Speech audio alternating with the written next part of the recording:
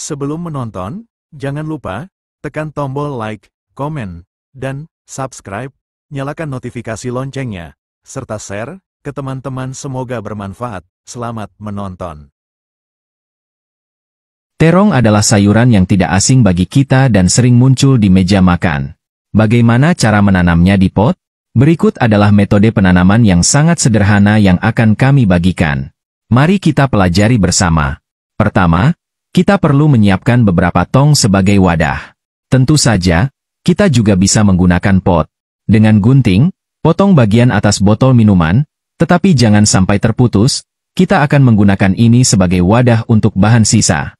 Tambahkan beberapa tanah bernutrisi ke dalam wadah. Cara pembuatan tanah yang tepat dapat Anda lihat di video saya sebelumnya tentang menanam kentang, di mana terdapat tutorial yang lebih mendetail.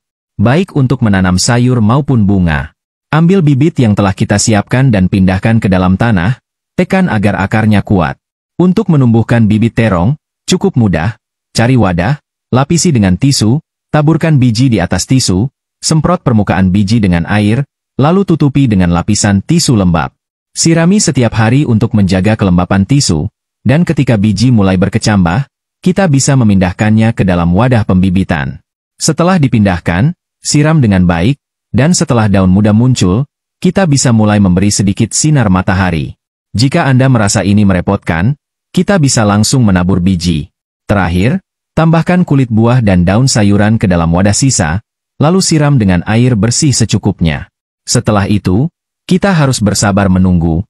Setelah 30 hari, buang gulma dan daun muda yang tumbuh di bagian bawah, kemudian tambahkan beberapa pupuk organik seperti pupuk kandang ke akar bibit. Tutupi pupuk tersebut dengan tanah.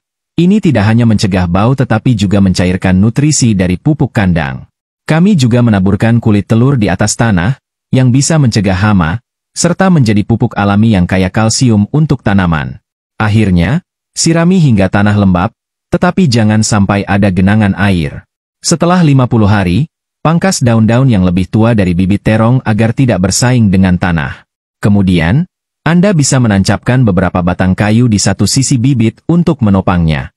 Tambahkan kulit telur dan pupuk kandang serta tanah ke dalam wadah untuk meningkatkan nutrisi tanah.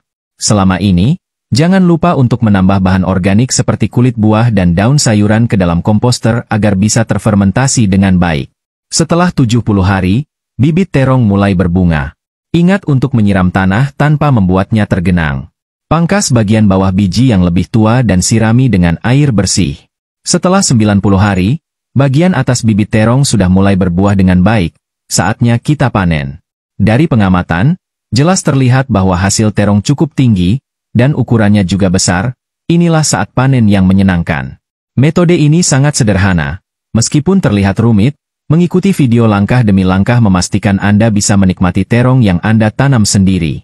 Selain itu, metode ini hanya memerlukan beberapa pot dan tanah, sehingga Anda bisa menanam terong di balkon meskipun tidak punya kebun kecil. Anda bisa mulai menanam di bulan Maret saat musim semi tiba.